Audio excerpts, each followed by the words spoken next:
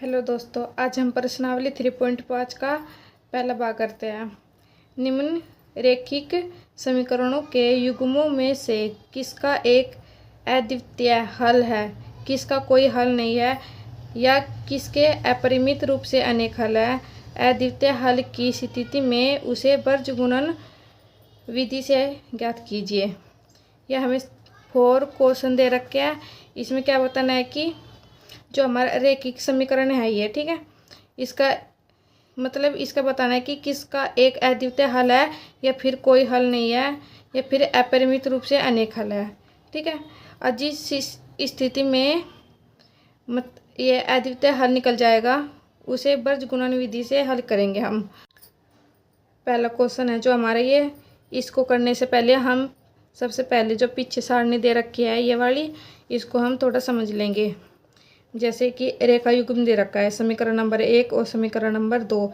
इसमें हम A B C, ठीक है, ऊपर वाली में A1 B1 C1 नाम दे लेते हैं और नीचे वाली जो है ये समीकरण नंबर 2 की 3 लिख लेंगे। जैसे कि A1, ये A1 हो गया और ये A2 हो गया। ठीक है, A1 के पास कितना है, यानी x के पास 1 है और यहाँ पर है 3, तो 1/3 हो गया।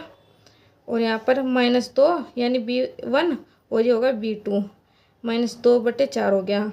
और यहाँ पर C कुछ है नहीं तो जो हम 0 मान लेते हैं। और यहाँ पर C2 है -20, ठीक है, 0/-20 आ गया। तो यहाँ पर देखो ये और ये जो A1 A2 है और B1 B2 है, जो ये बराबर तो नहीं है ना, इनका जो मान है ये बराबर नहीं है। तो हमने क्या लिखा यहाँ पर, अनुपातों की तुलना क्या है, बराबर नहीं है। यानी इसका जो 1/3 और -2/4 निकला ये बराबर नहीं है, तो हमने इन्हों लिख दिया ये बराबर नहीं है। इसको हम अद्वितीय हल नाम देते हैं।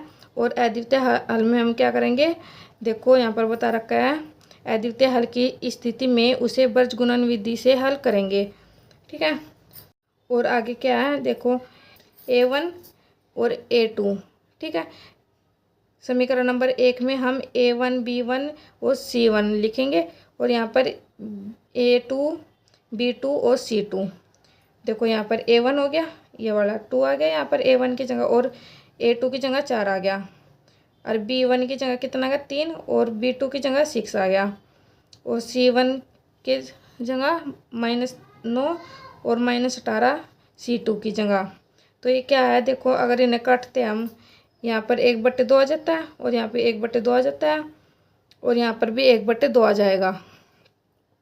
यानी ये तीनों क्या है, ये तीनों बराबर है। ठीक है, इनका जो मान निकला, ये समपाती रेखाएं हैं, ये अपरिमित रूप से अनेक हल हो गए इसके। ठीक है, जब ये तीनों A1/A2 बराबर B1/B2 बराबर C1/C2, जब ये तीनों क्या होगी, बराबर हो जाएगी, तब हम लिखेंगे अपरिमेय रूप से अनेक हल होंगे। और जब A1/A2 बराबर B1/B2 बराबर नहीं होगा C1/C2 के, तब हम लिखेंगे कोई हल नहीं है। तो आपको थोड़ा ये इसको और इसको थोड़ा याद कर लेना, आसान पड़ेगा आपको। अब हम करते हैं पहले का पहला भाग। हमारा क्वेश्चन है x - 3y - 3 और बराबर 0, ठीक है, और 3x - 9y - 2 बराबर है 0। तो ये हम इसको समीकरण नंबर 1 मान लेते हैं और इसको समीकरण नंबर 2। ठीक है, अब हम इसको हल करेंगे। हम लिखेंगे यहाँ पर दिए गए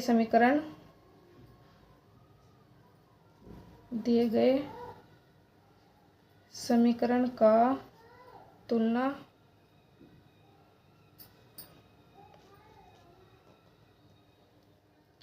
रैखिक समीकरण का व्यापक रूप से करने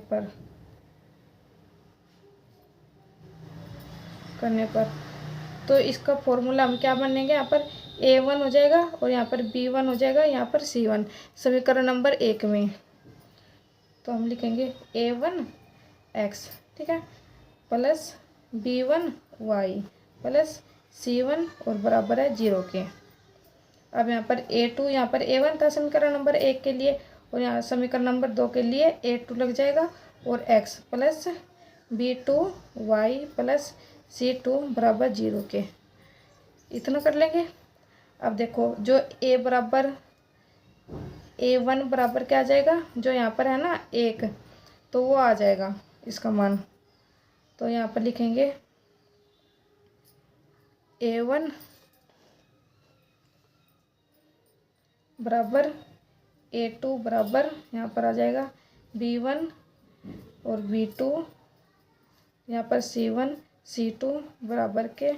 a1 हमारा कितना है, यहाँ पर देखो a1 x के पास जो जितनी संख्या है, मतलब कितनी संख्या यहाँ पर 1 है, ठीक है। इसके साथ हमेशा 1 लगा रहता है, तो हमने 1 लिख लिया। और a2 की ये नीचे वाली जो है ये a2 है। देखो ये समीकरण नंबर 1 क्या है, a1 b1 और c1। b1 कितना है इसमें, ये चिन्ह के साथ आ जाएगा -3। c1 कितना है -3, तो -3 लगा लिया। अब यहाँ पर है a2, ठीक है। a2 हमारा 3 है, और b2 हमारा -9 है।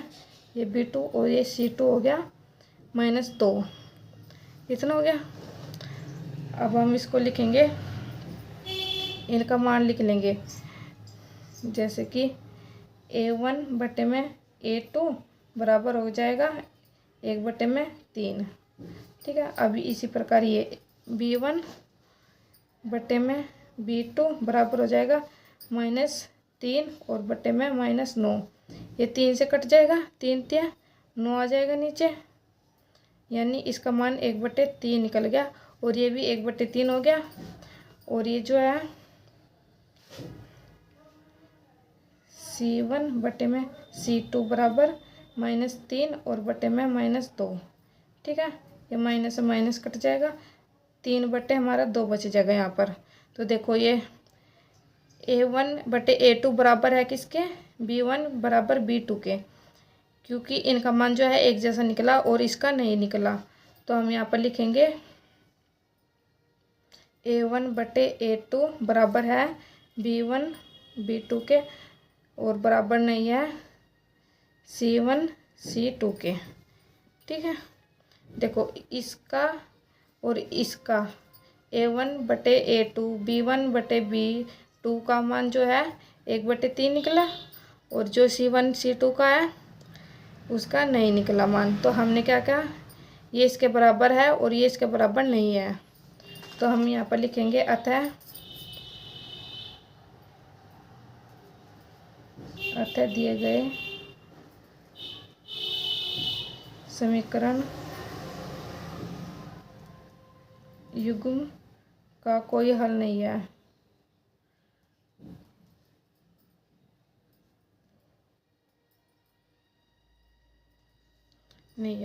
देखो यहाँ पर है a1 बटे a2 बराबर b1 बटे b2 बराबर नहीं है c1 बटे c2 के। तो यहाँ पर लिखेंगे कोई हल नहीं है, ठीक है, रेखा युग्म का, यानी रेखिक दिए गए समीकरण युग्म का कोई हल नहीं है। तो इतना हो गया। अब ये हमारा आंसर हो गया।